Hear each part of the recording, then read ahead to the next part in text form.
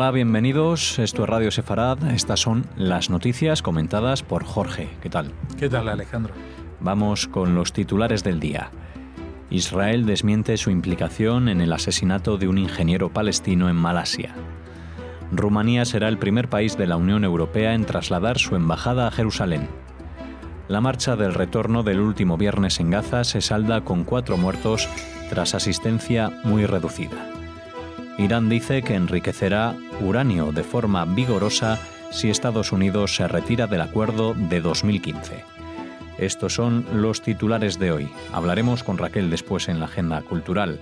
Ahora comenzamos hablándoles del ministro de Defensa israelí, Avigdor Lieberman, que rechazó la acusación palestina de que el Mossad, el Servicio Exterior de Inteligencia israelí, matara al ingeniero palestino en Malasia, aunque señaló que no era un santo. Khaled al-Bas, de 35 años y originario de Jabalia, en el norte de Gaza, fue tiroteado el sábado desde corta distancia cuando se disponía a entrar en una mezquita para la oración de la madrugada en Gombak, en el norte de Kuala Lumpur, por 2 motociclistas que no han sido identificados y que huyeron del lugar. Mientras la familia del ingeniero y el movimiento islamista Hamas, considerado terrorista por Israel, la Unión Europea, Estados Unidos y otros, y que tomó el gobierno de Gaza por la fuerza en 2007, acusó a Israel de estar detrás del asesinato de al-Baz. Lieberman, por su parte, lo atribuyó a rencillas palestinas internas y añadió: el hombre no era un santo y no se dedicaba a mejorar la infraestructura en Gaza. Estaba más bien ocupado en mejorar la puntería de los proyectiles. Sí, pero esta respuesta del ministro de Defensa cuando sale a decir no hemos sido nosotros, es que Israel no ha sido. Lo digo por la experiencia de muchos otros asesinatos similares. Israel cuando tiene participación el Mossad en alguno de estos actos, pues no sale ni a confirmarlo ni a desmentirlo simplemente. Entonces se queda ahí en una falta de claridad respecto a la autoría o no. Pero cuando sale a decir nosotros no fuimos, es porque Israel no ha tenido nada que ver. Y claro, lo más sencillo es implicar al Mossad. Aparte que la implicación al Mossad ha sido inmediata. Fíjate que esta persona estaba en Malasia y los responsables de Hamas desde Gaza no tardaron ni media hora en decir fueron los del Mossad, cuando todavía no se sabe siquiera quiénes son los autores. No han sido detenidos, solamente hay un retrato robot y por lo que aparece en el retrato robot se trata de 2 personas con rasgos más bien occidentales, que yo creo que incluso por ese dato ya se puede confirmar de que no es el Mossad, porque el Mossad en general hace las cosas con mayor discreción y hubieran mandado a gente que hubiera pasado más desapercibida y no hubiera llamado la atención por sus rasgos diferentes de la población del lugar. Pero bueno, estos ya son especulaciones.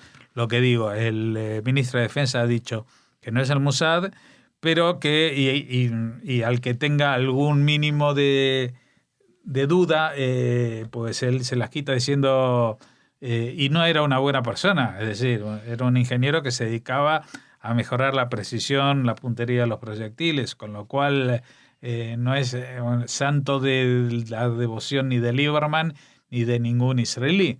Pero eso no quiere decir de que en este caso en concreto pues haya habido lo que generalmente se llama un asesinato selectivo, porque tampoco era, creo yo, un personaje tan relevante dentro de la estructura militar de Hamas como para montar un operativo fuera del país. Otra cosa es que tuviera algún tipo de inconveniente o fisura con la dirigencia de Hamas o con algún otro grupo yihadista o musulmán que propiciara este asesinato. Pero eso va a ser muy difícil de averiguarlo porque el escenario es Malasia y no es exactamente un país demasiado abierto a colaborar con las policías y servicios de inteligencia de otros países. El presidente del gobernante Partido Socialdemócrata de Rumanía, Liviu Dragnea, ha anunciado el pasado jueves 19 de abril por la noche que el gobierno trasladará la embajada de su país en Israel de Tel Aviv a Jerusalén, siguiendo el ejemplo de Estados Unidos. Rumanía sería así el primer país miembro de la Unión Europea que muda su representación diplomática en Israel y el cuarto a nivel mundial, tras Estados Unidos, Guatemala y Honduras. Por su parte, el primer ministro israelí, Benjamin Netanyahu, manifestó que al menos hay otros 2 países en conversaciones con Israel para trasladar sus embajadas a Jerusalén. Y agregó: «He decidido que las primeras 10 embajadas en llegar aquí recibirán un trato preferente». Sí, bueno, esto parece una oferta del súper, ¿no? Los 10 primeros que llamen o en las teletiendas, ¿no? Los 10 primeros recibirán un 2x1 o algo así, lo vamos a hacer. Bueno, más allá de la frase de Benjamin Netanyahu, que me parece que es un poco banalizar el tema de las relaciones exteriores de Israel y el reconocimiento de Jerusalén, pues sí que se está moviendo algo, es evidente, porque aunque Guatemala y Honduras tuvieran esta intención de trasladar la embajada en Jerusalén, no se hubieran atrevido a realizarla ellos solos primero, porque hubieran sido castigados a nivel de todas las instituciones mundiales. Ahora ya van un poco a la sombra o al rebufo de Estados Unidos, que les hace sentir cierta tranquilidad al respecto, que no va a pasar nada porque ya van a ser ellos los segundos o los terceros. Pero ahora llama la atención el tema de Rumanía, porque de todos los países que forman los 27, más uno yo diría, porque el tema del Brexit todavía no está resuelto, pero de los 27 países que sí están en la Unión Europea, hay muchos países que últimamente se señalaron que por sus políticas podrían coincidir con Netanyahu por ser políticos que están en contra de la inmigración, como el de Hungría o no sé qué. Pero resulta que el presidente de Rumanía pertenece al Partido Socialdemócrata. O sea que no es de la misma cuerda que Netanyahu y tampoco es de la misma cuerda que estos países latinoamericanos, Guatemala y Honduras, que tienen nuevos presidentes, que tienen, digamos, una motivación también religiosa, protestante o evangélica para acercarse a Israel y a reconocer a Jerusalén. Rumanía no tiene esa vinculación religiosa, ni tiene una vinculación política, afectiva, digamos, con Netanyahu, y simplemente ha anunciado que le parece lo más lógico que Rumanía traslade esta sede.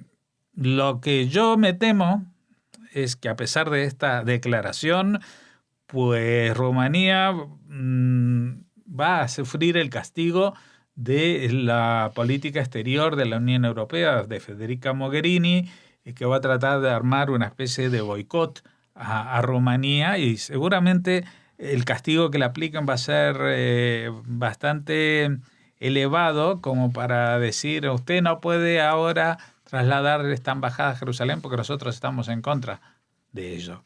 Así que no sé exactamente lo que va a pasar, si va a poder resistir las presiones de los organismos de relaciones exteriores de la Unión Europea.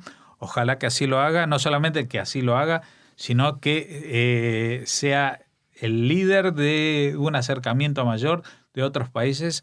Netanyahu ha dicho que hay 2 países más que están ahí, que todavía no lo han anunciado, que tienen intención de trasladar la embajada a Jerusalén, y esperemos que entre ellos haya también países de la Unión Europea que refuercen esta posición y que Rumanía no se quede sola y no se sienta presionada por el resto para retractarse. 4 palestinos han muerto durante la nueva jornada de protestas el viernes pasado por los disparos efectuados por las fuerzas de Israel en la Franja de Gaza. El enviado de la ONU para el proceso de paz en Oriente Medio, Nikolai Mladenov, ha lamentado la muerte de un adolescente palestino de 15 años en las protestas y ha pedido que se inicie una investigación sobre el incidente. Según el ejército israelí, Fueron unos 3.000 los palestinos que participaron en disturbios intentando aproximarse a las infraestructuras de seguridad, quemando ruedas cerca de ellas y tratando de volar cometas con artefactos inflamables en ellas.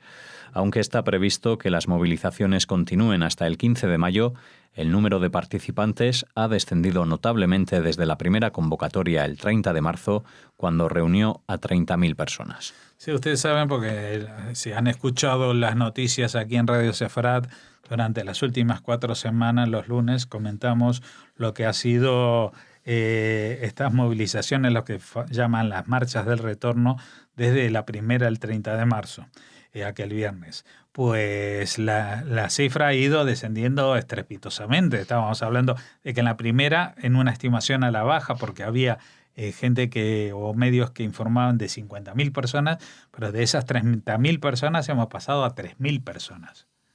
A este ritmo, pues ellos piensan llegar al 15 de mayo, pero seguramente no van a pasar de unos cientos como sigan con este ritmo. Luego otro tema, el tema del adolescente palestino y lo de las cometas. Vamos a tratar los dos temas. El tema de las cometas, que parece tan inocente, pero son cometas que llevan colgadas de un alambre un cóctel molotov encendido para que en cuanto el viento los empuje adentro, en vez de en dirección al mar, hacia adentro del país, en Israel, pues en cuanto caigan en un campo, donde sea, pues provocan un incendio. Es lo más indiscriminado, lo más absurdo, pero también lo más dañino y sin sentido que uno se puede imaginar. Pero todo el mundo justifica, no, porque la lucha, el retorno y que esto que el otro. Y yo digo, ¿el retorno a dónde? ¿El retorno a dónde? Estamos hablando de gente que se supone que tienen que tener bastante más años que 70 años para retornar a algún sitio, ¿no? Porque Israel, ellos se retiraron de sus lugares donde vivían cuando empezó la Guerra de la Independencia en el año 48, ante el llamamiento de los ejércitos árabes que dijeron, quítense de en medio porque vamos a masacrar a los judíos y en un par de semanas volverán. Bueno, no fue así, no le salió bien la jugada, hubo quienes se quedó y como se quedó, pues es árabe israelí, tiene todos los derechos, puede votar, incluso son la segunda fuerza parlamentaria en la Knesset, pero los que se fueron y pasaron los años y hoy esas personas tienen que tener por lo menos 70 y muchos o si no más. Lo que pasa es que hay un organismo que se llama UNRWA que ha imaginado o ideado una situación de refugiado eterno y hereditario que hace que los hijos, los nietos y los bisnietos de esas personas que se fueron sean considerados por ellos como refugiados e invocan un derecho de retorno a un lugar y a una recuperación de unas tierras en las que desde por lo menos hace 70 años viven otras personas. Y yo digo una cosa, uno puede decir, es que mi bisabuelo tuvo esta tierra, vale, tu bisabuelo se fue y en las guerras eso se considera abandono, pero aparte de eso, ¿de dónde era tu bisabuelo? Porque de los refugiados que se retiraron, la mayoría no eran nativos o nacidos en el territorio de Palestina, sino que eran árabes que habían acudido a Palestina por el boom económico que supuso la llegada de judíos. Palestina era un territorio totalmente abandonado de la mano de Dios por el Imperio Otomano. Solo cuando los judíos empezaron a hacer florecer el desierto y necesitaban mano de obra y estaban los ingleses a mando de todo, pues fue creciendo la población palestina, con lo cual ellos no exactamente están retornando a su tierra, sino que estuvieron en esa tierra unos cuantos años, quizá un par de decenios o 3 decenios, pero la gente que vive ahí están viviendo de ahí toda su vida. Son gente, la mayoría de la gente que vive en Israel, la mayoría de la gente nació en Israel. Sus padres también nacieron en Israel y quizás los que emigraron allí, los que llegaron, fueron sus abuelos o bisabuelos o incluso muchas generaciones antes. Así que si analizamos el tema del retorno, veremos que es un sinsentido. Pero más allá de eso, nos queda otro tema para tratar, el tema del adolescente de 15 años. Evidentemente, y digo evidentemente porque conozco lo que son las normas internas del ejército de Israel, que tienen prácticamente en cada pelotón un encargado de leyes internacionales hoy en día para saber lo que se puede hacer y lo que no se puede hacer y a quién se puede disparar y en qué condiciones, porque están perseguidos por todas partes. Cuando disparan a este adolescente de 15 años, como cuando dispararon al famoso periodista hace 1 o 2 semanas. El periodista de hace 1 o 2 semanas era un militante de Hamás que ese fin de semana, ese viernes, pues se puso la camiseta de Press y supuestamente trabajaba para un medio noruego que lo había contratado. ¿Vale? Pero eso no lo hace desprenderse de su condición de ser terrorista de Hamás, de ser miembro de Hamás. Y si se acerca a la valla de seguridad, si traspasa los límites, pues es objetivo a derribar, incluso con fuego vivo, porque está amenazando con invadir el territorio soberano israelí. Punto de pelota. Y lo mismo con los adolescentes. Ya ahí circulando por internet, no lo he puesto, pero si quieren mañana lo ponemos en las noticias. El vídeo que muestra cómo en este fin de semana, en esta marcha del retorno, se han utilizado a chavales, adolescentes, 15, 16, menores de edad, a los que mandan por delante de los que realmente son la gente más peligrosa de Hamás, que los utilizan como escudos humanos. Le dicen, tú ve delante porque si no a mí me van a disparar. A ti no te van a disparar porque eres menor de edad. Pues eso se ha respetado con gases lacrimógenos, pero esta gente viene con máscaras de gas, ya vienen preparados, etcétera, etcétera. Y cuando se acercaron y se hicieron tiros de advertencia, incluso delante de ellos en el suelo, pero ya traspasado determinado límite, había que frenarlo. Lo digo porque la gente se va a agarrar de la cabeza a decir, es un menor de edad, ya. Pero hemos visto en los años que llevamos de primera intifada y segunda intifada de atentados terroristas, que por lo menos los palestinos, y especialmente los palestinos de Gaza, no tienen ningún límite para establecer la capacidad, digamos, de discernimiento de una persona que sea un impedimento para convertirlo en un terrorista. Es decir, que ellos han enviado con chalecos explosivos a niños de 12 y 13 y niñas de esas edades contra soldados israelíes con chalecos explosivos, incluso gente con problemas mentales que no saben el peligro que pasan. Y este adolescente de 15 años, me imagino que será muy fácil de comerle el tarro, especialmente en estos campamentos de verano que prepara Hamás y donde adoctrina a la gente para matar muriendo, y no importa a veces ni siquiera matar, el tema es morir por esta causa. Y cuando las cosas están así, pues hay que pensárselo mucho antes de proclamar condenas generalizadas sobre el régimen, porque si Israel quisiera aniquilar palestinos, no hubiera matado 4. Con un barrido de ametralladora de menos de 30 segundos hubieran caído centenares. Y no lo hace así. Lo hace con francotiradores que solamente después de que superan todas las otras límites impuestos y se acercan ya a punto de traspasar la valla es cuando tienen que actuar con fuego real. El ministro iraní de Relaciones Exteriores, Mohammad Javad Zarif, advirtió que si Estados Unidos abandona el acuerdo nuclear de 2015, como amenaza hacerlo el presidente Donald Trump, Irán está listo para reanudar vigorosamente el enriquecimiento de uranio. Según dijo a periodistas en Nueva York, Irán no busca obtener una bomba nuclear, aunque el uranio enriquecido es un componente central para la fabricación de una bomba. Trump dio un ultimátum a sus socios europeos hasta el 12 de mayo para endurecer el texto del acuerdo que contempla limitaciones al programa nuclear iraní a cambio de alivio a las sanciones financieras que enfrenta Teherán. La suerte del acuerdo nuclear será un punto central de la visita del presidente francés Emmanuel Macron a Estados Unidos esta semana, seguida de un encuentro de la canciller alemana Angela Merkel en Washington el viernes. Francia y Alemania son los otros garantes del acuerdo nuclear de 2015 junto a Reino Unido, China y Rusia.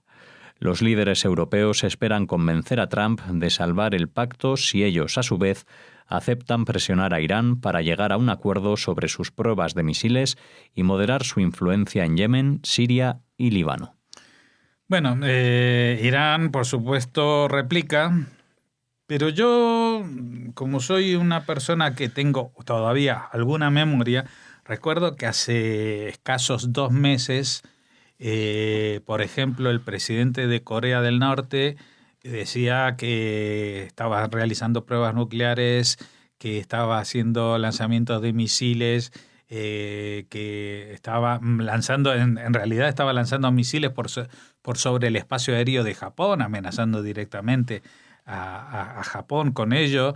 Estados Unidos, digamos que Trump con su retórica poco diplomática, como nos tiene acostumbrados, les petó en la cara diciendo de que si él se atreviese a atacar, pues sufriría consecuencias mucho peores. Y lo estoy diciendo en un lenguaje mucho más refinado que el que usó Donald Trump para ello. Y después de todo eso, cuando ya la cosa parecía de que estábamos al borde del Gog y Magog, el fin del mundo, la guerra total, nuclear, etcétera, etcétera, pues resulta que todo lo contrario.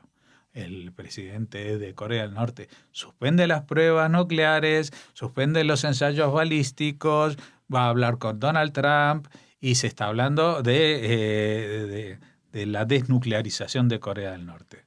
¿Qué pasó? Pues que la gente o los dirigentes de algunos países tienen la boca más grande que otras partes del cuerpo. Y hablan mucho, pero detrás de ello no hay algo que se sustente. Y cuando hablo de esto también apunto incluso al mismísimo Putin, que muchas veces amenaza con conflagraciones mundiales para las cuales, a pesar de todo lo que diga y el almacén de armas nucleares, no está preparado. Su economía es desastrosa. Pero no estamos hablando de Rusia, sino estamos hablando de Irán. Y el presidente Trump ya lo puso en la mira desde hace mucho tiempo. Incluso antes de asumir el cargo, prometió de que iba a romper ese acuerdo, que es un acuerdo que lo único que hace es postergar por 10 años el desarrollo de un arma nuclear que la tienen prácticamente finiquitada, y con lo cual en esos 10 años, como nadie va a hacer nada, ni Rusia, ni China, ni los países firmantes, pues lo que iban a encontrarse es ante la evidencia de un Irán nuclear que amenace no solamente a Israel, que es el país que ha prometido barrer del mapa sin eufemismos, sino con estas mismas palabras, sino a que amenaza básicamente a todos los otros países de Oriente Medio, especialmente a su gran aliado Arabia Saudita, porque ese sería el primer país al que apuntarían los misiles iraníes. Bueno, el tema es que aparte de eso, aparte del desarrollo de armas nucleares, pues si bien en eso hay cierta moratoria por el régimen iraní, lo que no han parado es desarrollar los misiles balísticos, estos misiles de largo alcance que pueden llegar a lugares muy lejanos con mucha precisión y que van a ser muy difíciles de detener, especialmente si llevan una carga nuclear encima. Y no solamente eso, sino que es algo también que es Vox Populi, que Estados Unidos está muy mosqueado y también los países árabes, la financiación que hace de determinados grupos terroristas Irán en la zona de Oriente Medio. Y digo determinados porque evidentemente no son todos, son los que impulsan el proyecto chiita. El proyecto chiita que ya se está cumpliendo de construir una continuidad hegemónica desde el Golfo Pérsico, Irán, Irak, Siria y Líbano. Ya esa continuidad existe, hay que afianzarla con las últimas batallas en Siria, pero eso está amenazando a los otros países de la zona, como Jordania, que está en límite con Irak y con Siria, o Arabia Saudita, o con el propio Egipto, porque están todos al alcance de los misiles que está desarrollando Irán. Y no solamente eso, sino que Irán, como decimos, está financiando a grupos terroristas en Siria, en Líbano, en Líbano se llama Hezbollah y es una alianza que tienen desde hace muchísimo, que ha llevado incluso a que a esta milicia, por llamarla como lo dicen ellos, entre comillas, esté combatiendo como ejército junto a las tropas presidenciales y las rusas y las iraníes en Siria y también en el sur del Líbano, en el Líbano, que aunque ahora mismo no hay un conflicto bélico, pues ahí tienen almacenados más de 100.000 misiles apuntando a Israel. Pero no solamente eso, también están presentes en Yemen, que es en la misma península arábiga donde está la propia Arabia Saudita, con lo cual pues la amenaza es muy real, es muy concreta y la única manera de frenar a Irán en esta carrera es haciendo un acuerdo que sea mucho más restrictivo que el firmado en 2015. Los iraníes han dicho que como se retire Estados Unidos, pues ellos iban a ponerse a fabricar como locos enriquecimiento de uranio. Y ellos dicen, no, pero es para fines pacíficos. Pues el uranio enriquecido no sirve para fines pacíficos. Se usa plutonio, se utilizan otras cosas. El uranio enriquecido es muy peligroso y es muy inestable y para lo único que se utiliza es para fabricar bombas atómicas. Así que esto que se lo cuenten a gente que no sabe lo que es 2 más 2. Pero los que sabemos que el uranio enriquecido sirve para eso, pues el que amenace con ponerse a hacer enriquecer uranio a lo loco, pues está diciendo de que van a acelerar su programa nuclear para tener un arma antes de lo esperado. Así que es el momento de actuar, aunque hay quienes dicen que aunque Trump en la próxima renovación del acuerdo que tiene que firmar cada 6 meses, creo, se niegue a hacerlo y convenza a Francia y a Alemania, como puede estar a punto de hacerlo, incluso el Reino Unido, de cambiar este acuerdo, pues será muy difícil de que la contrapartida, que era el levantamiento de las sanciones económicas, se pueda hacer efectiva de forma suficientemente rápida. Es decir, Estados Unidos o todos estos países podrían decir que el acuerdo ya se ha roto y volver a instaurar las sanciones, para ello tiene que llevarlo nuevamente al Congreso, lidiar con demócratas, republicanos, etcétera, etcétera, pasar todos los procedimientos y eso les llevaría meses que si no hay otra alternativa, pues los iraníes tendrían las manos libres y el bolsillo lleno para seguir con su programa de desarrollo atómico. Así cerramos esta primera parte de las noticias de hoy. Hacemos una pausa ahora y regresamos con la agenda cultural.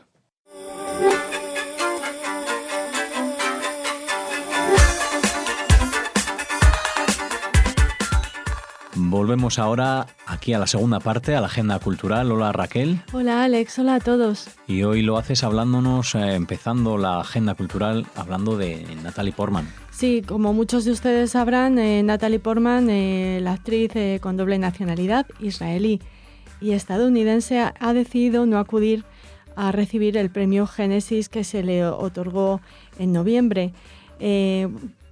Ya saben que este premio Génesis es un galardón anual que reconoce los méritos destacados de personas que han logrado la excelencia y reconocimiento internacional en su campo profesional y que encarnan los valores del pueblo judío. Al parecer, el representante de Portman ha comentado que los acontecimientos recientes en Israel han angustiado mucho a la actriz y no se sentiría cómoda participando en un acto público en Israel y que no podría presentarse en la ceremonia con la conciencia tranquila. La ceremonia se ha suspendido, la gala se ha suspendido y se ha levantado la polémica porque muchos grupos, por supuesto BDS al completo, han utilizado esta ausencia y esta explicación otorgada por el representante de Portman para afirmar que Natalie Portman no quería acudir a Israel a la entrega de este premio por todas las manifestaciones palestinas que se han dado estos días en Gaza. En un comunicado posterior en Facebook, la actriz ha comentado que Bueno, la actriz sí dio razones concretas relacionadas con la presencia de Netanyahu en la entrega del premio y negó que vaya a boicotear al Estado de Israel. Israel fue creado, ha dicho Portman, hace exactamente 70 años como un refugio para las víctimas del Holocausto, pero el maltrato de los que sufren las atrocidades de hoy es inaceptable para mis valores judíos. Se comenta que Natalie Portman se refería a la inmigración ilegal, a todos estos problemas que ha habido con los inmigrantes en Israel, pero bueno, no ha concretado exactamente por qué no acude a la entrega de este premio. La decisión de la actriz ha sido rápidamente condenada por el partido gobernante de Israel, el Likud. El diputado Oren Hassan pidió que las autoridades le revoquen la ciudadanía, mientras que la ministra de Cultura, Miri Regev, afirmó que la actriz ha caído como fruta madura en las manos de los seguidores del BDS. Por su parte, Rachel Azaria, miembro de Kulanu, un partido centrista que es parte de la coalición de gobierno del primer ministro Benjamin Netanyahu, ha señalado que la decisión de Portman debería servir como luz de aviso para Israel. Dice, ella habla por muchos miembros de la comunidad judía estadounidense, especialmente de la generación más joven, ha escrito en Twitter. Perder a estas personas sería un precio demasiado alto. Pues con esa polémica iniciábamos esta agenda cultural de hoy y ahora continuamos. Continuamos un poco en el mundo del cine, porque les hablamos de un documental, el documental extremeño 5105, Historia de una fuga de Mauthausen, dirigido por Diego González, que narra la fuga del deportado extremeño Agustín Santos, con el número 5105 en el campo de concentración nazi. Este documental, que se titula Historia de una fuga de Mauthausen, ha sido galardonado con el premio al mejor documental en la edición número 22 del Festival Internacional La Fila de Valladolid.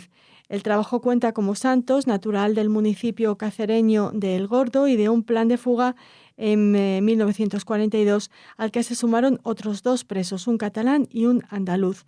Los 3 consiguieron escapar del campo y emprender una huida desesperada en la que ocurrieron diferentes episodios que llevaron a la detención de Agustín a tan solo 30 kilómetros de la frontera con Suiza, cuando llevaban un mes de fuga y 350 kilómetros recorridos a pie por territorio austriaco. Tras su detención, el extremeño fue enviado al subcampo de Gusen, al terrible Gusen, para morir realizando trabajos forzados, pero consiguió sobrevivir hasta el día de la liberación del campo, el 5 de mayo de 1945. El documental cuenta con testimonios de familiares de Santos, así como entrevistas con historiadores e investigadores que nos hablan, todos ellos, de Mauthausen, en el que estuvieron prisioneros 7.532 españoles, murieron 4.816. La mayoría de ellos precisamente en Gusen. El documental cuenta ya con varios premios y selecciones en festivales internacionales y ha conseguido también una nominación como mejor corto documental en los premios Fugaz del cortometraje español, cuya gala se celebrará este mayo en la capital de España, en Madrid. Muy bien, pues con ese documental continuamos hablando de celuloide de otra manera. Sí. Y bueno, seguramente traigamos de nuevo aquí a Radio Sefarad. Intentaremos hablar con el responsable de este documental. Y ahora les invitamos, en realidad nos invita el Ayuntamiento de Rivadavia a la inauguración de la exposición Shalom Sefarad, una exposición de carácter etnográfico y documentalista relativa a la vida de los sefardíes en la ciudad de Seattle, en la costa noroeste de Estados Unidos. La comunidad sefardí de esta ciudad, en Washington, está formada en parte por descendientes de judíos leoneses, castellanos o gallegos en la diáspora sefardí por el Imperio Otomano, y que con la Primera Guerra Mundial emigraron, entre otros lugares, a Estados Unidos.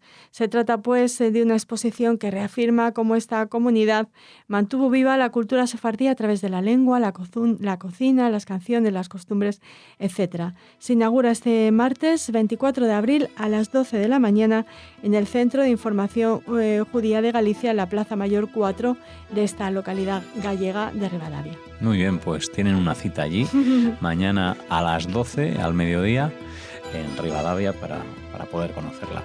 Con esta información nos despedimos, Raquel. Hasta mañana. Hasta mañana.